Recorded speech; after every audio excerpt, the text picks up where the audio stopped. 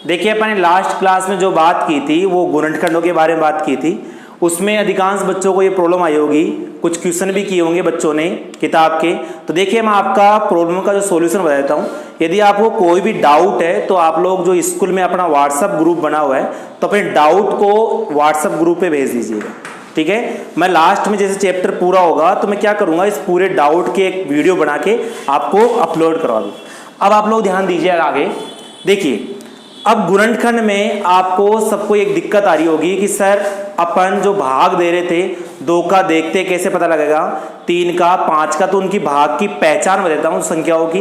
तो देखिए सबसे पहले बात करता हूँ मैं 2 की भाजकता का नियम, यानी 2 का किन किन अंकों में देखते अपने को पता लग जाएगा कि इस अंकों में 2 का पूरा पूरा भाग। देखिए 2 की भाजकता का नियम होता है कि जो इकाई का जो अंक होगा, इकाई का जो अंक है वो 0 होना चाहिए, 2 होना चाहिए, 4, 6 और 8 ये होना चाहिए। देखिए जैसे एग्जाम्पल की बात करूं मैं तो देखिए एग्जाम्पल जैसे यहां पर करूं 1232 की बात करूं तो देखिए इकाई का अंक ये होता है, यानी ये 2 है, ये इकाई का अंक 0, 2, 4, 6, 8 इनमें से कोई सा एक अंक आ रहा है तो अपन कहेंगे इसमें 2 का पूरा पूरा भाग जा रहा है। तो देखिए इस अंक में 2 का पूरा पूरा भाग जा रहा है।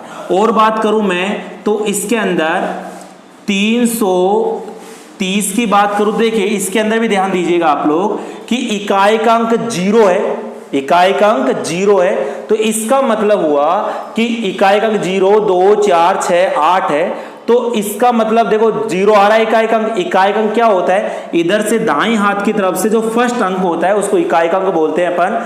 तो ये जो 0 है ये इसमें आ रहा है, 0 आना चाहिए, 2, 4, 6, 8 इनमें से कोई भी आ सकता है, तो इसका मतलब 330 में 2 का पूरा पूरा भाग जा रहा है।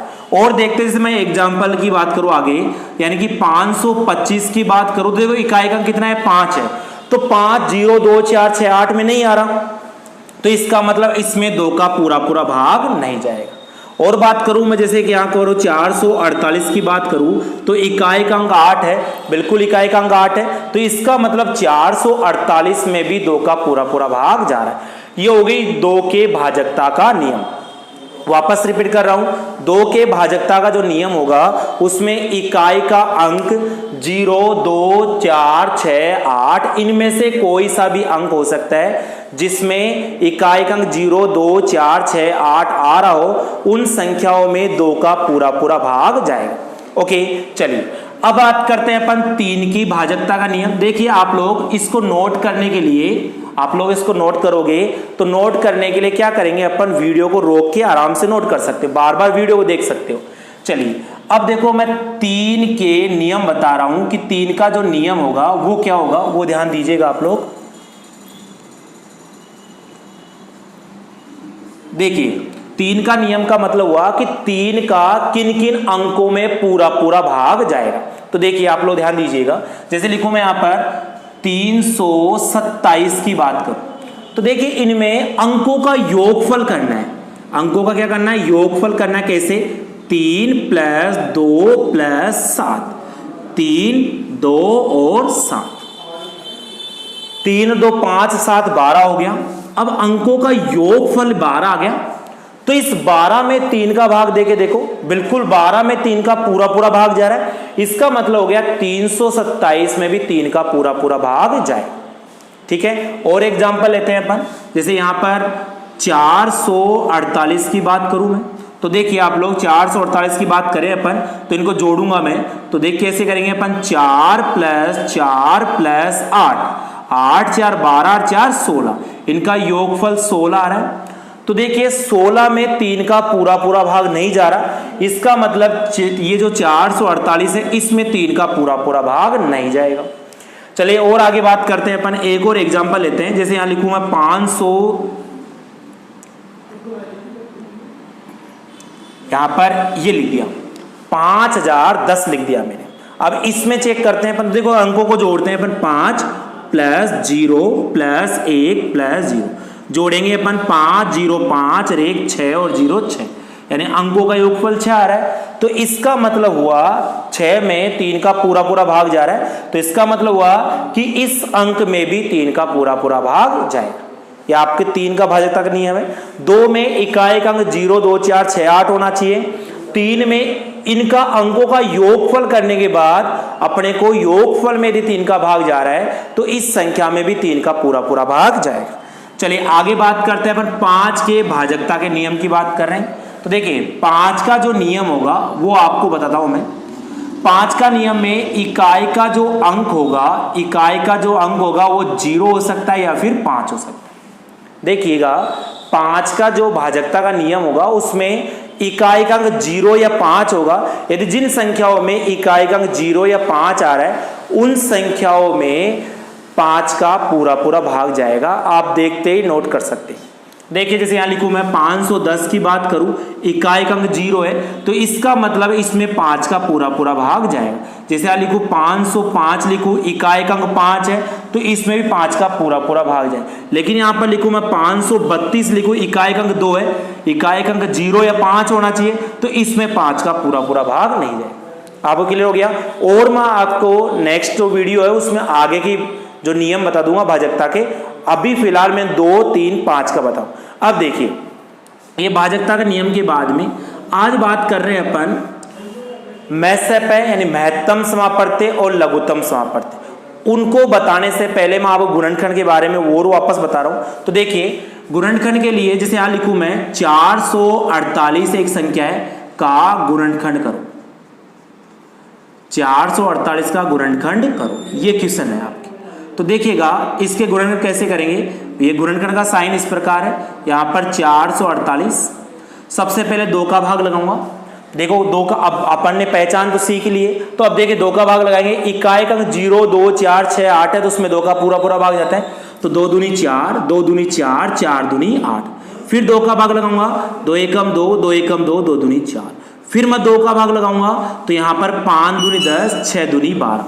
फिर मैं 2 का भाग लगाऊंगा तो इसके अंदर 2 का भाग देंगे 28 दूना 56। आप लोग साइड में भाग देके देख सकते हैं। फिर अपन 2 का भाग लगाएंगे, 2 एकम 2, 4 दूनी 8। फिर मैं 2 का भाग लगाऊंगा तो यहां पर हो गया आपका 7 दूनी 14, 7 में 7 का ही भाग जाता है। ठीक है, यानी कि जो इसका 448 है इसका जो गुणनखंड करूंगा वो 1 2 3 4 5 6 यानी 2 जो है 2 गुणा 2 गुणा 2 गुणा 2 गुणा 2 गुणा 2, 3 और 3 6 और 7 1 और यानी इसको अपन ऐसे भी लिख सकते हैं 448 को 2 1 2 3 4 5 6 बार है तो 2 की घात 6 गुणा 7 की घात 1 क्या हो जाएगा इसका अभाज्य गुणनखंड।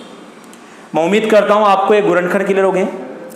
चलिए और देखिए आप लोग आगे बात करते हैं अपन तो इसके गुणनखंड के बारे में, क्योंकि गुणनखंड यदि आपको अच्छी तरह क्लियर हो जाएगा तो आप लोग आगे जो है मैसेपे यानी महत्तम समापवर्ती और लघुत्तम समापवर्ती जो नेक्स्ट वीडियो में पढ़ेंगे अपन पढ़ने जा रहे हैं वो आपको क्लियर समझ में आ जाएगा। चलिए और देखिए अपन और आगे बात करते हैं।